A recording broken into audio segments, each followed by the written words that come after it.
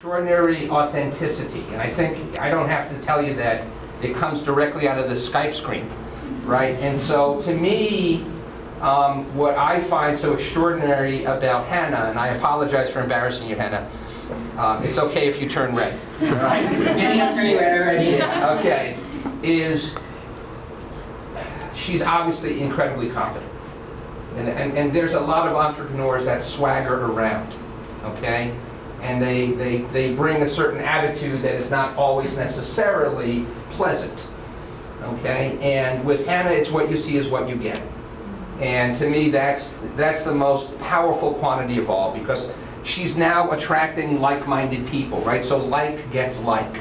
So it's not surprising she's building a culture that's highly functional and highly integrated and highly productive, because there's no bullshit, okay? And that to me is the essence of what she does, right? On top of all the skills she brings and all the education and an unbridled passion for solving this problem, all of which are hugely important, she doesn't believe her own press releases, and there are many of them out there, but she just goes forward.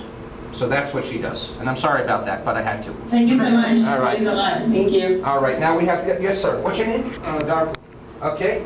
Hi, Hannah. Thank you for sharing this great story. I have two questions. How hard it was to enter into accelerator, and Okay. when is the right moment to do that? All right, so let me translate. So two-part question. What did it take? How hard is it to get into an accelerator? I could certainly help you with that because I've got broader experience. And then when is the right time to go into an accelerator? I think I'm gonna have Mike answer the first question. Yeah. I only have one sample size, and I only applied to one accelerator because I wanted to be in Providence. So I might not be a good person to ask this question. I think Mike, All right. you mentored Techstars in many places. I think you'll answer that. I'll answer the second part. I think when you go through a business accelerator, I wouldn't say going to the accelerator solves all the problems that you have. I think some companies don't need to go through it. Some companies do need to go through it. There's ways you can build a company without it. I think what you want to do is when you evaluate, really think,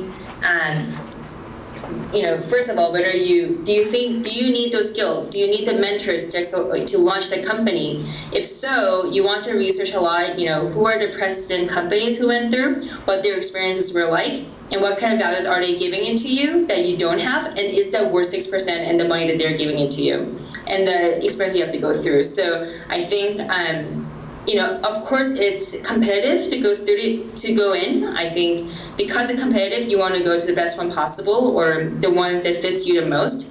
I don't believe I really don't believe all companies have to go through it. But I think if you need those skill sets, if you don't have a mentor base that you're going to start it off from, or if you want to be in the community and really get plugged in, and if you think that's going to help your business, definitely do it. So with regard to how difficult it is, there's a big bell curve distribution.